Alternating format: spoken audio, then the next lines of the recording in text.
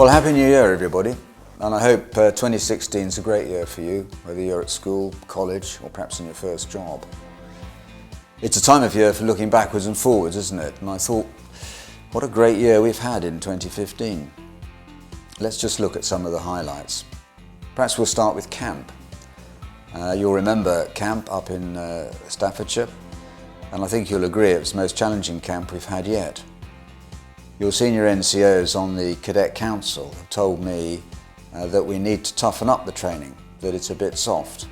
And you may or may not agree with that, but we certainly had a tougher camp as a result, I think. I hope you had the chance to talk to some of the foreign cadets with us too, the St. Lucians and the Hong Kong. They come from very different countries, and there's a lot we can learn from people who live in other countries. So I hope you took the opportunity to do that. Some of you went to St. Lucia, and if you enjoyed it as much as I think you did when I came to visit you, I hope you've talked to others, because there'll be a chance to go again next year, 2017. So if you are interested, find somebody who went to St. Lucia, have a chat with them and see what it was like. There's also a trip this year, isn't there, to Hong Kong, and I know some of you have already got your names down for that. There may be 1 or 2 spaces still left, but you'll have to be quick if you'd like to go, and that's in the last 2 weeks of March.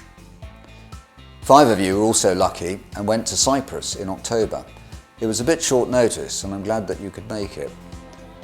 You had a really good time if the television interviews are anything to be judged by, and the Princess of Wales Regiment really looked after you. We're going to do the same thing again, but with more cadets, next year in 2017 with the Royal Anglian Regiment, who will be in Cyprus then. So if any of you are interested in doing that, find somebody who went last year and have a chat with them, and then you'll know exactly what it's about.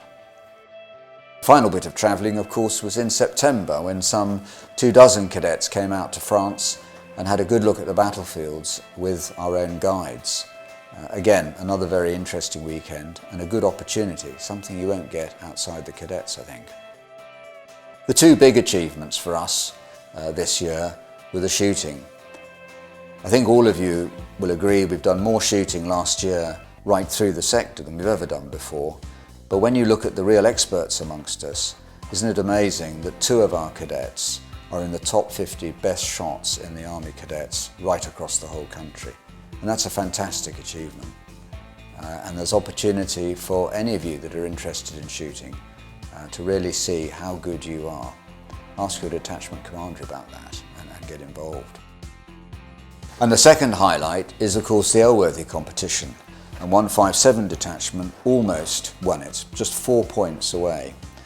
Very, very close. Still, the chance this year to have another go at it, and who knows, we might be lucky this time. 145 detachment have rebadged now. They wear bonnets instead of berets, and they're part of the London Scottish Regiment. And that's been a huge change for them. Their numbers are growing, and they'll go on exercise in the spring with the mortar platoon of the London Regiment. So right across the sector, there's been a lot going on for cadets throughout the year. If we look a bit at next year, the pace continues and it'll be equally exciting. We've got the trip to Hong Kong the last 2 weeks of March.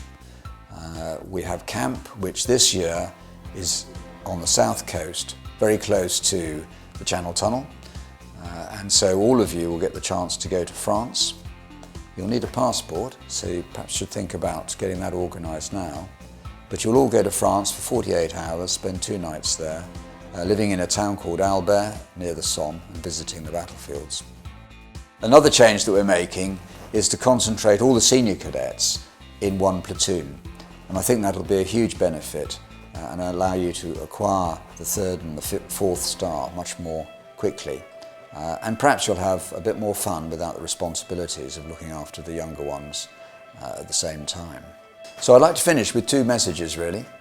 The first is thanks for all the time and energy you've put into the Army Cadet Force last year, to ask you to do the same thing this year.